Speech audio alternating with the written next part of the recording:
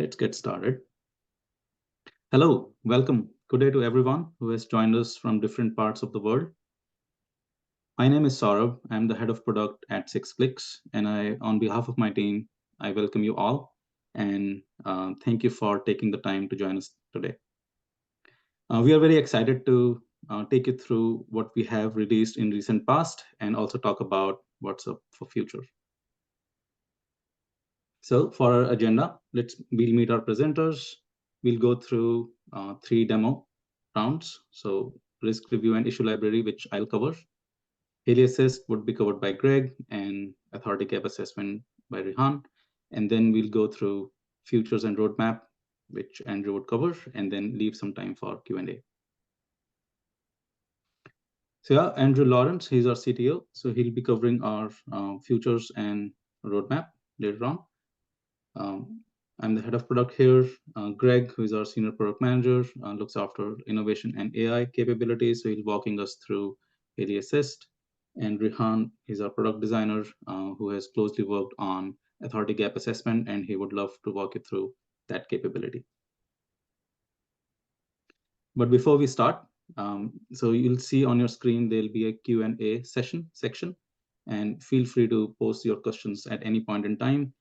We have a dedicated 5 to 6 minute time window at the end of this webinar. So we'll be taking those questions then. And if you're not able to take your questions, so we'll come back after and reach out to you. There would be a poll question on your screen. And this poll question is related to our futures and roadmap where we are focusing next. And this is with respect to monitoring your controls, right? So we are really interested in understanding if there is any product or platform we're currently using to automatically monitor your controls. So basically talking about technical controls. So you'll see certain options. If you're using any one of them, that will be a great insight for us. And we'd love to talk to you, later on. Yeah, let's jump straight into our demonstrations. So I'll be walking you through risk review and issues history. So risk reviews first.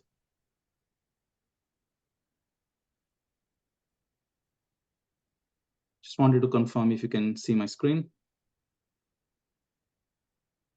Yep, good, great. So I'm in App AU. This is our Australian production environment.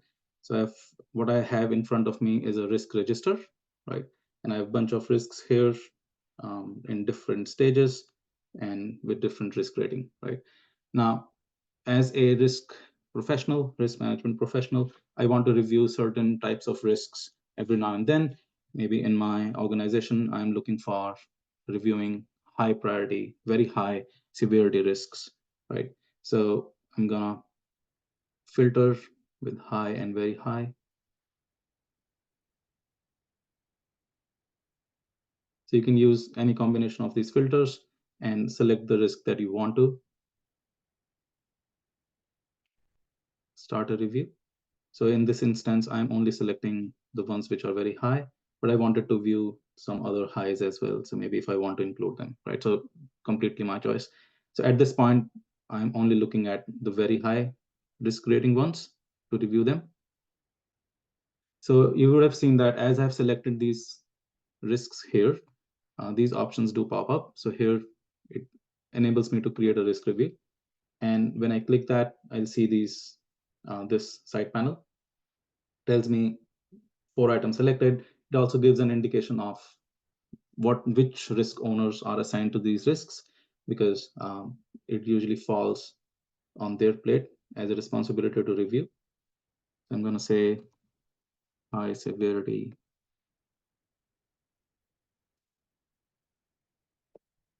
review for April.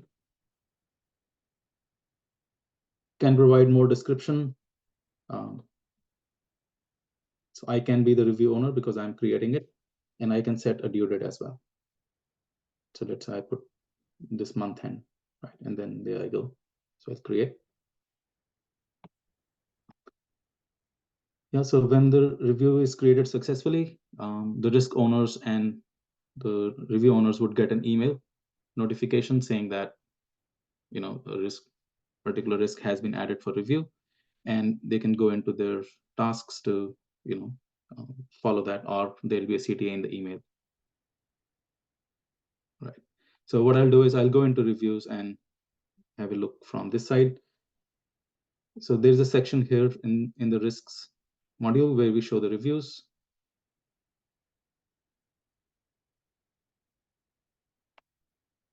So all those 4 risks here, I can have a view of what the risk owners are.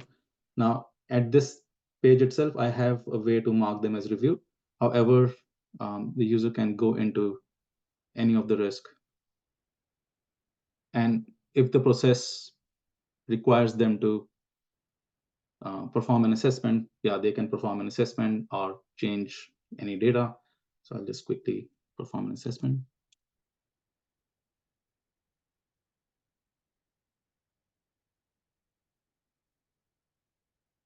And let's say after assessment is done, I can mark that as reviewed. So I can, from here itself, mark this as reviewed and jump on to other risks in the review, right, without any requirement to go back to that screen. I'll go into earthquakes. Let's say if that was the review, and do the same process again. Right. Now, so with respect to risk reviews, we have we add them to our history tab as well. So when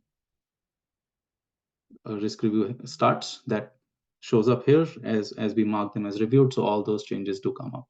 So let's say if I go into the one which I've marked as reviewed, I'll see those details in the history.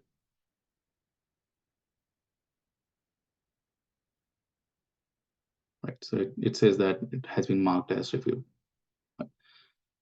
Similarly, we have history for risk review as well. There are 2 components to it: risks inside a risk review. So risks also show history element of which review they were part of, and also in the review history, you'll see what has happened and who has made changes. So yeah, so that's it on the risk review side. On the issues front, we have recently released the capability to present all the history for a particular issue. So let's say if I'm in an issue, you'll now see this history tab, which contains all the work, all the activity that has happened for this issue. This also includes issue actions, right? So this information is now presented. Yeah, 5 minutes or 10 minutes are a very small time to go through everything. But yeah, for any support, feel free to check out our KB articles or reach out to any of our support members. Thank you. With this, I'll pass it on to Greg, who would take us through Hailey Assist.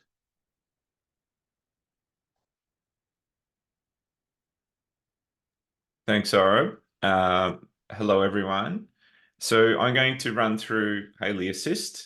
This is our latest AI capability that we've been working on here at 6clicks, and specifically it relates to natural language chat and being able to ask questions of your 6clicks data, being your GRC data, as well as knowledge base information, some of our GRC sort of help and how-to answers, and essentially, the key value is, very quickly being able to get to parts of the system and answer questions about sort of the GRC configuration or the GRC policies within your organization without necessarily having to be a 6clicks expert yourself. And so what I'll run through today is, how this feature looks and some of the capabilities it has, and what people will be able to do with it. So this is the new Hailey homepage. This is part of the Hailey Assist feature, and we've taken the opportunity to give the current dashboard a bit of a refresh. That includes some new metrics and abilities to sort of filter and directly jump into parts of the system. So depending on the metric you click on, it will land directly into issues in progress. If we click on this metric here, as well as some notifications and standard sort of actions to complete.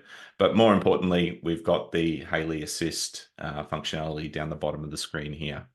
And this is one of 3 different ways that you can access Hailey Assist across the 6clicks platform. It's available here on the home screen.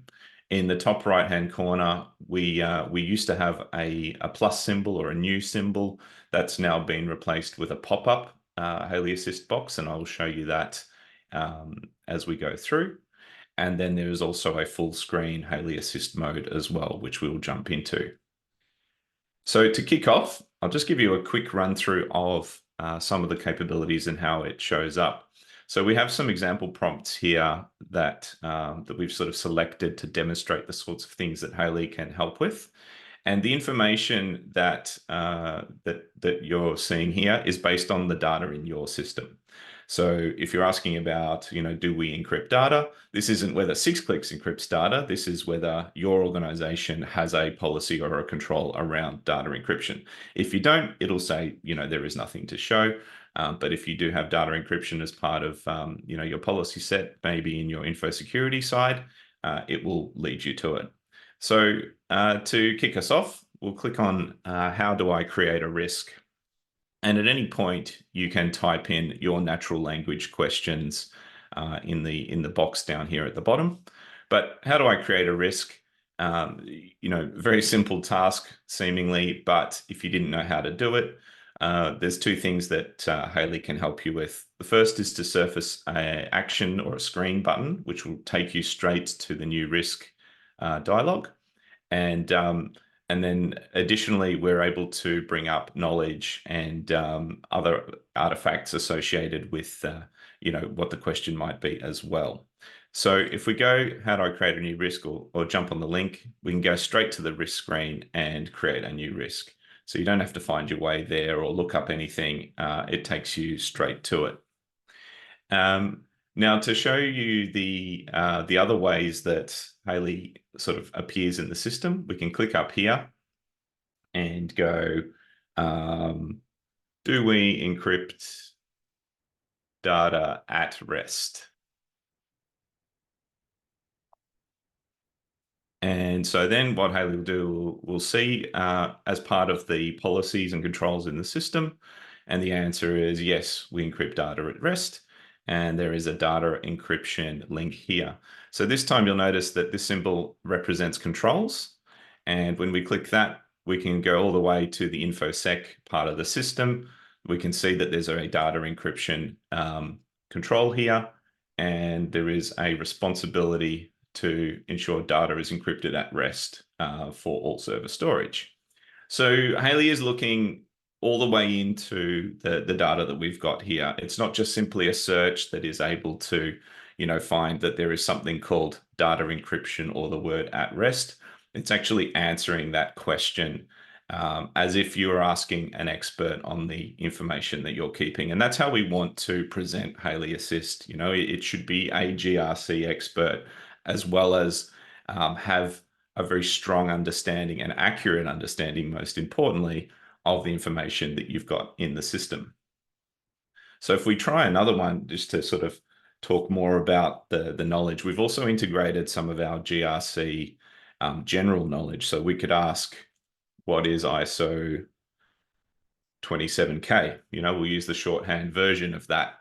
And again, because it can process that, what it should result in is some of the 6clicks website content we've got, as well as, again, putting into context how ISO 27K relates to the system. So in this case, it gives you a nice little summary of ISO 27001, what the standard is for. We've got some help articles here. So if we click on the what is ISO in a nutshell, that will take you outside over to some 6clicks knowledge about the standard and some of the other links that we've got sort of on our website. And then you can also find your way through to the projects and playbooks and content library, where you can actually go through and look at implementing an ISMS or ISO 27K in different ways based on some of those features. Finally, just a couple more things to close off. As you can see here, we've got the standard sort of thumbs up, thumbs down. If you didn't like the response that Hailey has responded with, we want to know that. We want to know if there's any inaccuracies. We want to understand if there's a coverage issue or it's just not understood the question very well. There's the ability to send feedback and put that back into the product cycle, and we'll continue to sort of innovate and take that on as we see that coming through. All of that is stored only within your tenancy, so it doesn't cross into other parts of the system or pulled together. It's purely for the ability to reference and improve the quality of the system there. It's not stored anywhere else. And then just finally, I was going to just show again some more contextual capability. So I've got in this organization, I've configured a fictitious vendor called Rapid HR, and we want to know, when did we last assess Rapid HR? And so this will then take us to, again, more information about the state of the system. And, we have a vendor assessment for Rapid HR. It was last built on the 28th of Feb. It's in published status. And again, if we go there, we can jump straight to this assessment and see the status of it. And that's essentially a quick snapshot of Hailey Assist. There's just one last thing. I talked about the 3 modes that Hailey operates in. We looked at this search. There is finally a maximized mode of Hailey. And this is where we've got also the old shortcuts for the new button, as well as we can see the history of the Hailey queries that you've put through. So if you're, constantly checking up a particular thing, or there is a daily kind of workflow you're going through, there'll be shortcuts there. And as this system builds out, we expect to see things like conversation histories and some of those other sort of natural language and GPT style capabilities coming through as this gets developed. But for now, that's Hailey Assist. I'll hand it over to Rihan.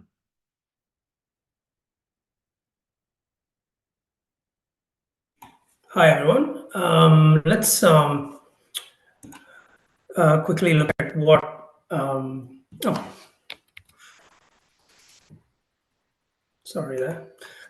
So if we quickly look at... So authority gap assessment, this is... let me quickly define the terms. Authority, as we all know, ISO, ISM, NIST, those are the ones we're talking about. And as you all know, ISO had a 2013 version, then we're looking at 2022. And whenever the new versions come, when we do assessments against them, it's very difficult to know what the changes are. So what this features really lets you do is understand those gaps and changes between authorities very quickly. And then once you've understood that, launch into an assessment and do them.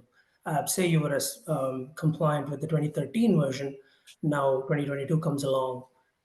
What can you quickly see how much you were compliant, and maybe just fill in the answers for the gaps for which you want. As part of this feature, we are looking to support, to start with, 3 authorities, ISO, ISM, and NIST. So as and when a new version comes up, you'll find that content in our content library. So basically there's 3 parts. You'll find the authority in a content library. You'll review it. If you choose to download it, you can download it and then run the assessment of it. So the demo will basically go through those parts in that sequence. So the journey starts in the content library. Since I'm looking for authorities, I might say search through authorities, and I'm looking especially for ISO for this example. So down here, I'll find, let's say, ISO 2022 is here. Just for this example, let's assume the last update was 2013 and you haven't done the 2022. This applies obviously to 2026 or whenever the next version comes. Just for this example, you'll see the new authority, and in that authority, you'll see the details of it, and you'll see that there's a change summary being published. So the change summary will tell you exactly what is the change summary comparing this to. So 2013 to 2022, 58 items are unchanged, 24 have been updated, 11 are brand new, and nothing has been removed. So you're curious, you want to take a look at it, and you can see exactly what has unchanged, what has been updated.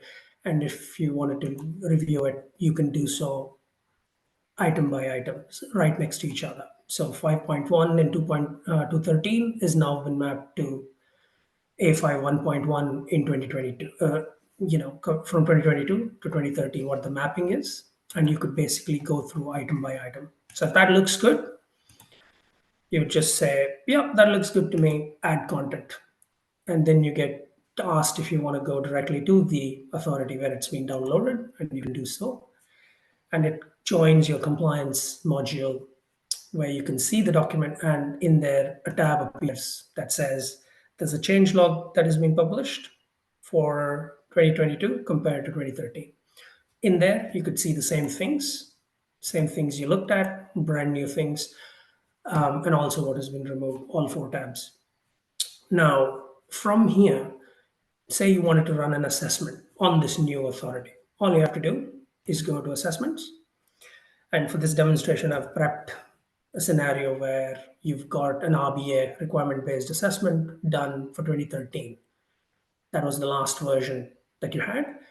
2022 is something you're looking to do. So all I would do is go to create assessment. I'd do a requirement-based assessment. I'll name this RBA 2022. And because you've downloaded the authority from the content library, you'll see 2022 in this list. So you'll select that. And because this is an internal assessment, I'll say internal, and I'll create. So at that point, I'll see that the questions look good. I want to start responding. For that, I have to publish this. Publish the assessment. I'm happy with it. So I'm happy to start responding. So I'll click on add response. So when that happens, you'll see this button that says reuse responses. Now, the thing about this button is it's trying to be as smart as possible. So if and only if this authority had any past assessments, will this button show up? Otherwise, it wouldn't. So that's the minute it shows up, that's how you know, oh, I can reuse some answers from some past assessment. So that looks good. I'll click on it, and it states very clearly what authority said, which is 2013 was my last one. And I seem to have an assessment for 2013, which was done. So now I can choose to load all those answers into my 2022 with a click of a button, which is what I'm going to do. Depending on how many questions you have, the load time might change, but I have over 100 questions here. So that was pretty quick for that. So once that loading has happened, I get a quick summary of what has just been loaded. I'll see that 58 out of 93 questions were matched from 2022 to 2013. Hence 58 I've loaded. All you have to do is now assess the 35 which weren't matched. There's a couple of reasons why a question may not get loaded. This has to do with what if the older assessment didn't have an answer?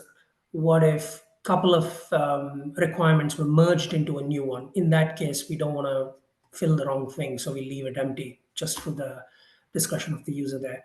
So try and look at and see the most accurate information and do what's required. So once we're happy with that, you'll see that 58 answers have been loaded. You can see that right here. And as you scroll down, you'll see some of them haven't been. So that because then you can just go in, fill those up, and there you have it. So that's essentially authority gap assessment. Just a note on how this might scale. Basically, we want to support all the authorities, and when they come for the first release, we had supported ISO, ISM, and NIST. So with that, I'll stop sharing and pass it on to Andrew. Thank you, Rehan. I might just quickly, we're running out of time. I might just go straight into some of the questions that we have here from the audience. And thank you everyone for attending today. Great to see so many of you here. I'll just pick out some of these in particular. Sarah Connolly asked, will Essential 8 be available as downloadable content? That's one for you, Saurabh, maybe.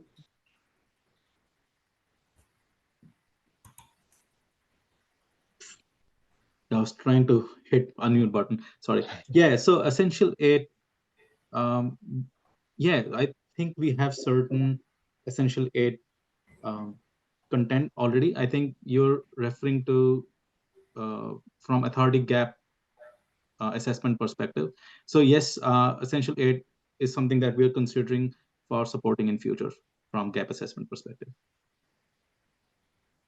Okay, and feel free to ask more questions around that, Sarah, if you want. There's a few questions here around Hailey Assist, which I might throw to Greg. Well, first of all, I'll just talk a little bit about how Hailey Assist is trained and the tendency, and Greg can sort of provide some more color to that. But I think it's very important to note that Hailey Assist and the AI models that serve that only know about your own data. So there's no risk of any data hopping over to another customer or another tenancy. That it just doesn't work like that. It uses what is called a RAG approach, and if you're interested in the details of that, there's some articles about that on our website.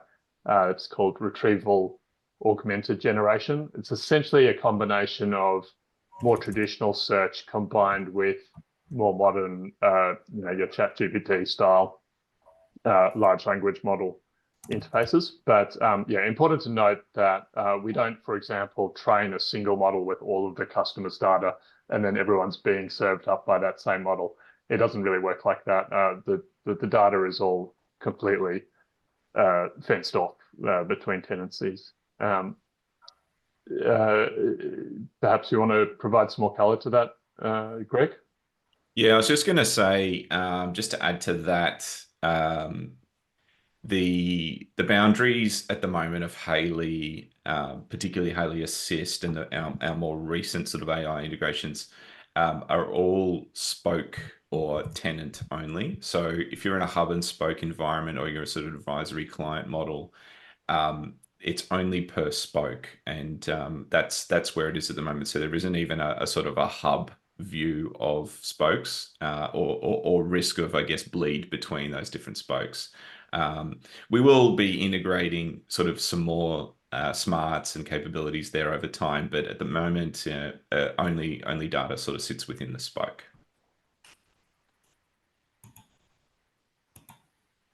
Benji asks, this looks like one for you, Rehan. Is there a capability to assign the ISO 27001 relevant controls to a SOA from the 93 controls provisions?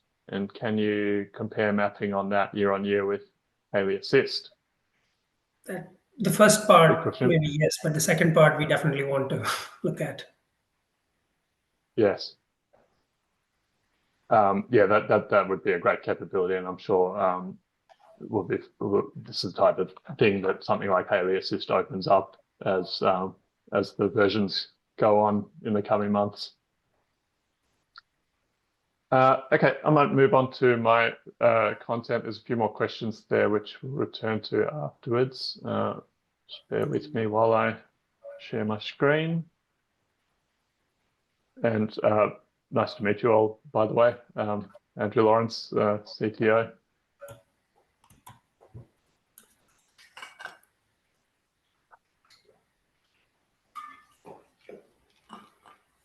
Just confirming you can see my screen here.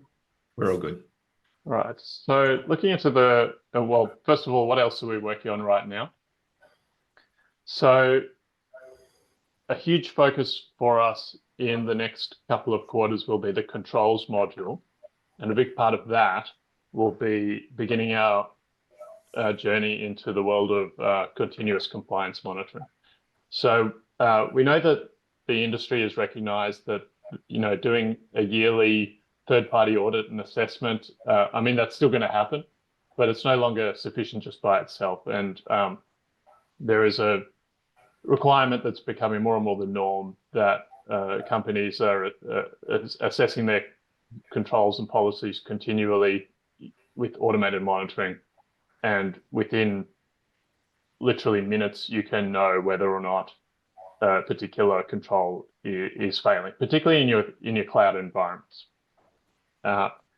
So what does this look like within 6 clicks? So, well, it'll be an integration with existing providers, either aggregators like Wiz, which is we're finding is more and more popular with our customers, or it'll be perhaps a direct integration with the major cloud providers, Azure, AWS, Google Cloud, for example. We also want to make sure, though, that whatever we do is open and extensible, and potentially you could even build your own integrations one day. This will allow you the ability to map the test results that these platforms produce with your controls in 6 clicks, and then to respond to those test results accordingly. And then roll up insights to the control set or authority provision level. So this is a very important piece of 2024 and what we're doing. And I know that's something that a lot of people have been asking for and a lot of people are interested in. So thus the poll that we've got going, we're really keen to know, what are you doing currently? What systems are you using? Would you be interested in 6 clicks helping you choose a provider, or would you want to integrate with your own existing provider? These are all questions that we'd love to know as we plan out the roadmap for this feature. But we have actively started working on it, and stay tuned because we're expecting some things to hit the decks pretty soon. Another big focus for us this quarter is just a more consistent look and feel and user experience across the different modules. Very soon, perhaps even this week, I think, we're rolling out some improvements to the issues module. And as I mentioned, controls is a big focus, so we're also improving the controls module. Overall, this, what this is about is, well, look, we know that 6 clicks is not the prettiest of applications. We're aware of that. We also know that it's missing some sort of fundamental tooling that you need to work with your data, being able to sort a table, for example, or do bulk imports, that sort of thing. So we're rolling out these into the different modules, and these will be added iteratively over the coming months. The big focus of, and Greg's team is working hard on this, is the developer API. This will become increasingly an important part of the 6 clicks product. For those of you who have a basic level of engineering capability with in-house, you'll be able to build your own integrations with 6 clicks. Really, the possibilities there are endless. Whatever you dream up, we're hopeful to eventually have full coverage over all of our data within 6 clicks to be able to ingest or extract data to and from 6 clicks. Of course, the benefits around integrations are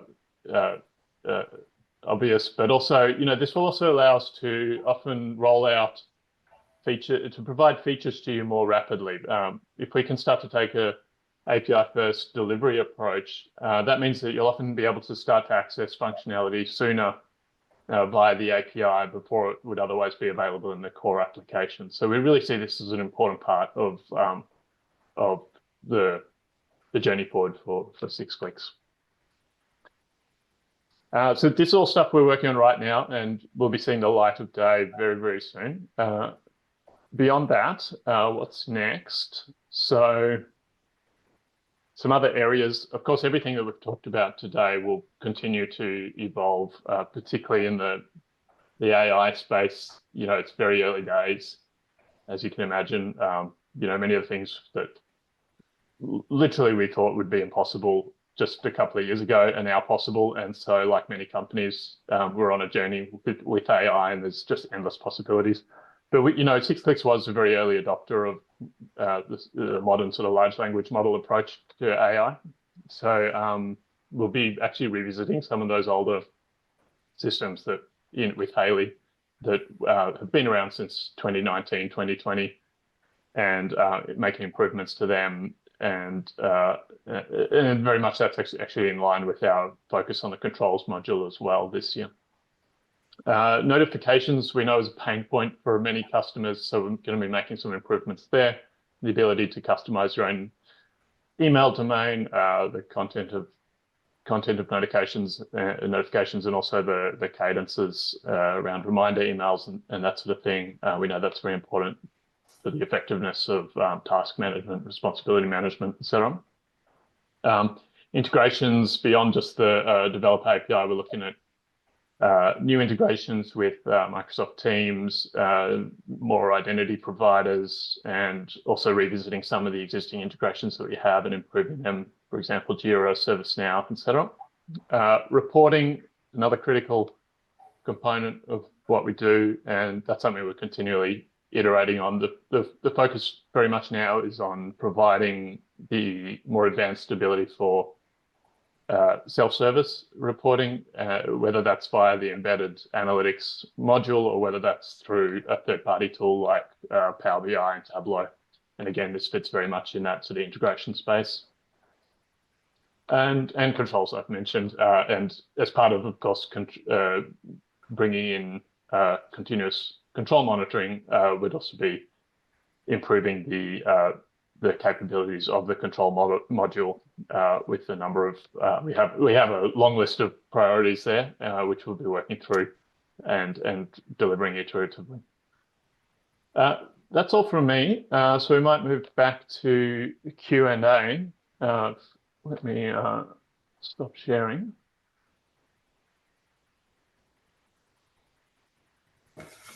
So let's have a look at these questions. So when is Hailey Assist available, Greg? Question. That's a very good question. It's a hot question, that one. So we really do want to bring this out early, and we have labeled it as a beta preview because there is a lot to be gained even when the feature is perhaps not as complete as traditional sort of product releases would have it. We have probably one component that is probably not just at the quality bar that we'd like to send out to customers at the moment, and we've held the release a little longer just to ensure that that is sort of operating reasonably. But I'm currently targeting mid to late this month as our sort of first enablements, and things are looking to be tracking okay with regards to that. But the moment that we think it is going to deliver enough value and not cause too many concerns for anyone in terms of quality, it will be out there, and we'll make it available to people. So we know there's a lot of interest in it. It clearly does some interesting stuff. So we'll get it out there as soon as we possibly can. It is very, very close. So we'll let you know. But it's very close.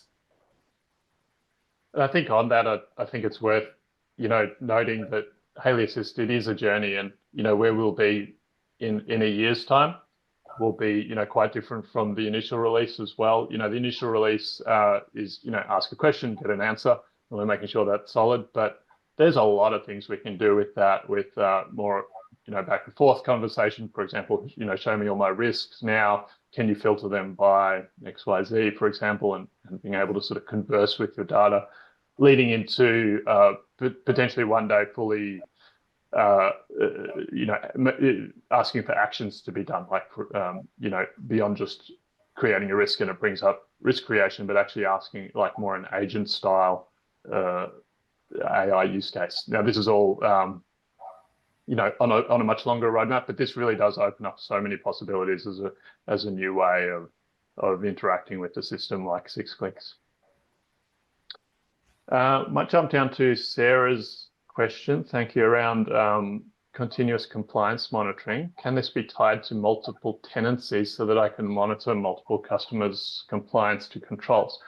That's a really great question, and obviously hub and spoke is a big part of what 6 clicks does. Saurabh, do you want to provide some color around that? Go on mute, Saurabh. Yeah, thanks, Andrew. Yeah, definitely. I think from hub and spoke perspective, we are currently thinking how to bring best from this capability. So definitely at every spoke level, this can be configured. Now, I would love to talk to you later on, and understand what exact use case you're looking after. But specifically from hub and spoke support, yes, users will be able to integrate to tools and even call the APIs for each and every spoke. We'll definitely be releasing multiple versions of the continuous compliance monitoring product. Obviously, the first version will sort of get you going within a single spoke, most likely, but we're hopeful that shortly after there, we'll be adding more and more capabilities through the year. But again, very much wanted to be talking with our customers around this and what their use cases and needs are.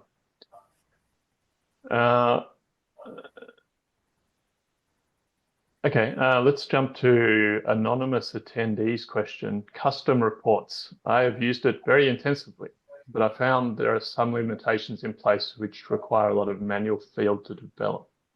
Will the upgrade make the reporting design easier? Okay, yeah. So yes, this is what we want to do, particularly with these custom reports and self-service space, is improve the ability to create those. That's probably a question that would be good to explore with you, anonymous attendee. I'm not sure who that is, but it'd be good to explore that question with you, maybe one-on-one if you want to reach out to our customer success team. But yeah, definitely custom reports and the ease of use of those and the capabilities and the data that you can extract and what you can do with them. That is a big focus. So if there is anything that we can do to help there, yes, let's have a conversation. Happy to get your input. Sarah says absolutely, Saurabh, she wants to chat. So that's good news. Charles asks, is there any plan to allow reporting and analytics between multiple spokes, like risk register reporting, control set reporting? I think, yes. Yeah, yep. we do have reporting and analytics available at spoke level and also at hub level. So yeah, especially at hub level, the reports, they aggregate data from all the spokes, and then there are certain filters available. I'm trying to understand if there's anything specific here. So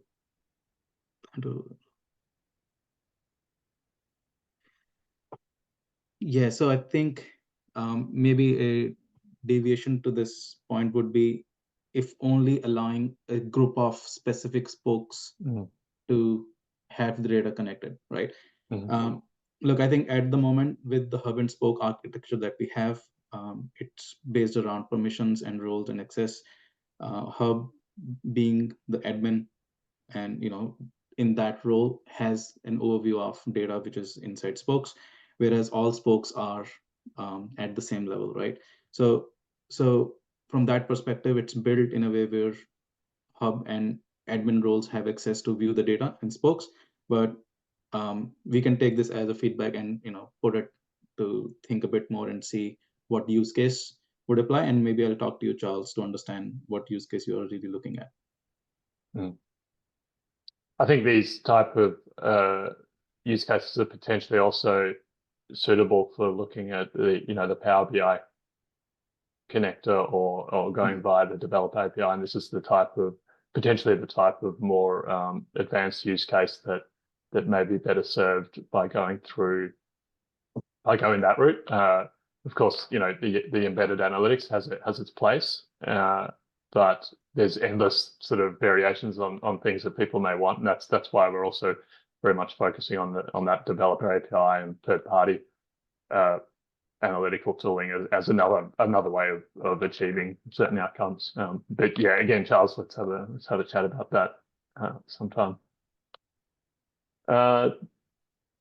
Denny asks, can you show the history for cyber risks?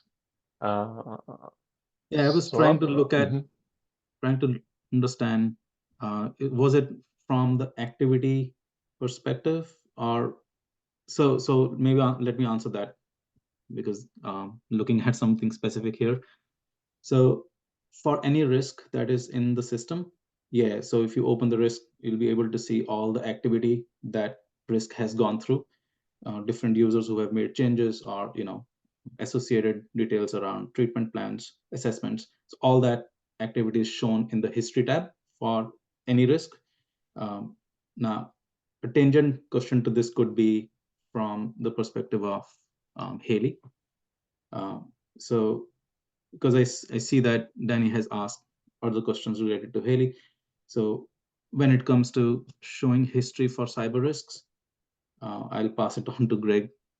So from Hailey's Assist perspective, Greg, do you think we'll show it at the moment, or it's something in the future? No, at the moment we tend to focus on the state of items, and look, that's a today thing as opposed to history. Potentially that could be an area we go into, but for a number of reasons, the metadata associated with objects, we sort of limit, and we'll be using, I guess, feedback loops and things like that to understand, which areas are going to create the most value for our customers. But I would imagine that in the short term, we would probably provide a pointer to where to find that history as opposed to answering the history. That's more likely to be the shorter term answer if it's highly related. Yeah, the question was a bit open-ended, so I thought I'll cover different aspects. Yeah. Another question from Mr. Anonymous. I have numerous users have access to multiple spokes. Somehow they are required to log out to change team at the login page. Will there be a function to change spokes easily going forward? Obviously, we're not doing a good enough job at advertising some of the existing capability, because we do actually have a feature for this precise use case, which has been around for a few months now. So if this is bothering you and you're not aware of this feature, we can certainly point you in the right direction. So there's actually a tool now where, well, maybe I'll let Saurabh, Yep. you're in charge of that, so you can explain how the site switching works. Yeah. So there are two aspects. One is within one hub and spoke. So maybe I can demonstrate very quickly. Yep.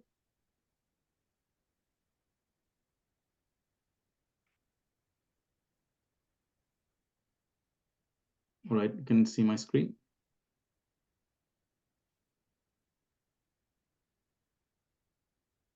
Yes, thumbs up. Yes, we can.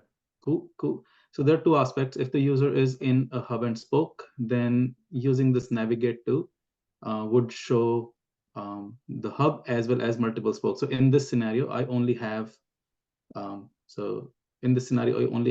spoke here. So I can go to the hub and show that I only have one spoke. For other, so this is the place where users can jump, across all to the hub if they have access, or to any spoke that they have access on. It won't show spokes where users don't have access. And the other capability is switching tenants. Now that is a bit different to hub and spoke, because hub and spoke is considered as one tenant, one team together, or one account, you can say. But there's a scenario where one user can have access to multiple different teams, right? So for that, we have the switch team capability here, and you can access it from this little icon here, switch team, and then you can manage the linked teams here. So go through this flow. You'll be able to select the team you have access on and put the password and link it in. So once you have linked it in, it's as easy as just switching. So I'm currently in my product hub Inc. And I want to now go and switch into some other team, which is, which needs a logout and a relogin. But now because I have linked, I can quickly be transferred into that tenant. Now this tenant would have multiple spokes, so I can quickly show that capability as well.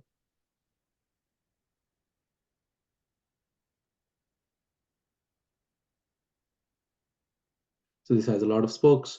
I'll go into one of them.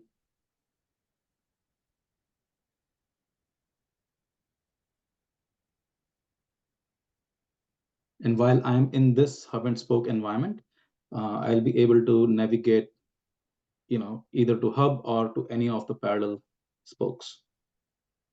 So let it open.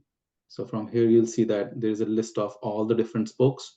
So I don't need to go back to hub or come back into other spokes. So I can just click on any and jump in. So the system will take us in. Yep, quick demo. Thanks, Saurabh, and thanks to the questions. I think we've answered all the questions now. Is there any more that anyone has? I don't see any more coming.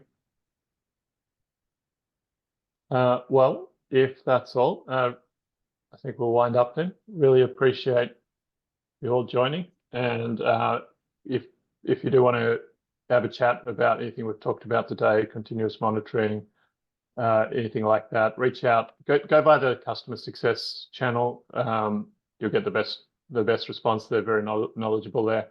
But they also back channel to us if necessary. And all of these requests and ideas that you have all do arrive on our plates here in the product team. So yeah, keep them coming. And yeah, thank you for everyone for joining, and thank you for all our presenters. Just to add there, Andrew, for anyone that's joined us for their first webinar as well, and if you're new to the 6 Clicks world, our team will also be reaching out as well, just to introduce ourselves. And if you do have any questions, the sort of the more of the sales side and pre-sales side is certainly there available, as Andrew said, to help out. Thanks, Greg, and thanks, Elaine, for organizing. And we'll see you next time. Thank you, everyone. Have a good day. Good night.